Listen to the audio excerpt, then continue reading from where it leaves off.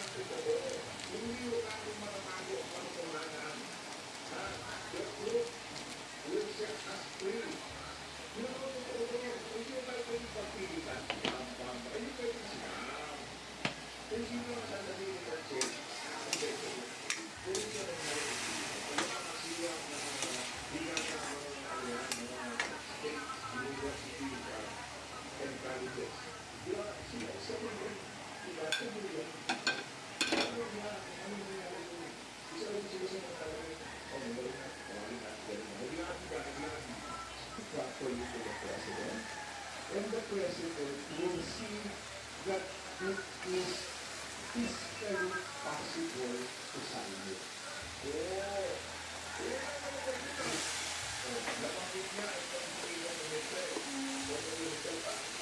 Oh, kasi yung present daw na.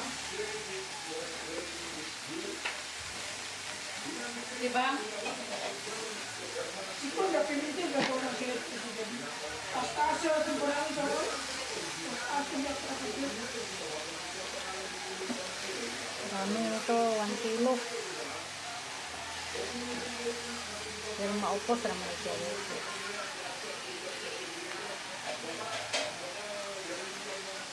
Awak-awak. Awak-awak sa atong bala, guys. Ayan, guys. Maya, maupos na sana. Risko nga sari-sari. Pinag-aralan, sinubaybayan, tinignan kung ano nga ba yung mga nangyari sa mga nakalipas na panahon. Pero kung ngayon pa lang natin, hindi ako makikita si Bang Kina.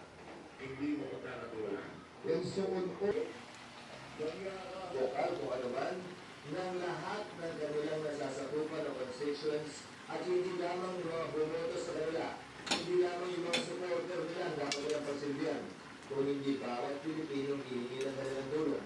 Bilang si Wakak, si Rito, ba't siya ang pinakakawak mo ng samping? Bakit hindi sambay ng Pilipino? Bakit hindi rin pinag-iinit ng sampay ng Pilipino? Ba't si, Malacanang lang? Makapagsalita ka, huwag mo kami turuan kung sa mga bagay na hindi mo naman ginagawa, Mrs. Ferrero.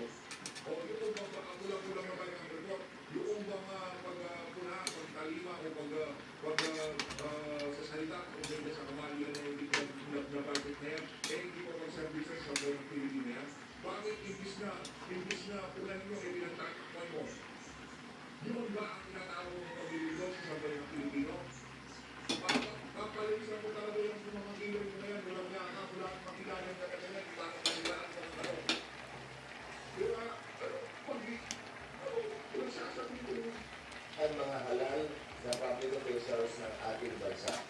Sir, ang sabi, laban daw ng angkos at Duterte yung nakalipas na election. Ninyo ang nanalo, sino ang bihado? Okay, guys. Hahayaan ko ang palasyo ang Malacanang sumagot sa katanungan yan dahil hindi ko tinutuloy na barometro yan sa trabaho namin dito sa Senado. At anong barometro? Yan, nagpupos na ganiya, awak-awak. Para tingnan ng mga bagay-bagay na ito. Nakikita ko sa nagkakalalan, matagumpay na naidaos natin ang isang mapayapang proseso para palitan ang ating Istoryahe, matagumpay. Jesus Cordero, kaya kailangan na ng itong si mamaya. Dahil ng 20th Congress, may nagsasabi na malakas daw ang chance ang hindi humapit sa impeachment.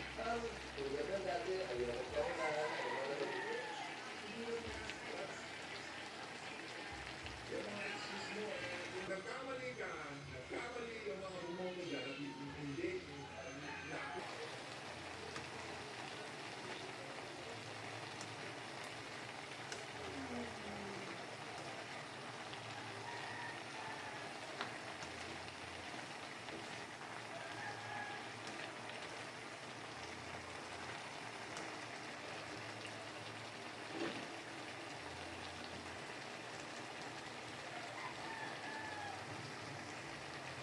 Alright guys, hanggang dito na lang